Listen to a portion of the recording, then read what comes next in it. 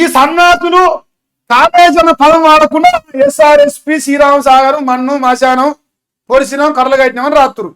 ఎల్లపెల్లి SRSP జోలు రాసే ముందు కాళేశ్వరం జోలు కూడా రాయాలి.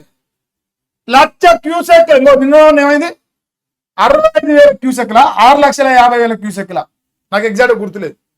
ఇప్పుడు 1,00,000 క్యూసెక్ల ఇంట్లో కిందికి పోతుంది. ఈ 1,00,000 క్యూసెక్లు మేడిగడ్డను టచ్ అవుతుంది. ఈ 1,00,000 క్యూసెక్లు కాళేశ్వరం టచ్ అవుతుంది.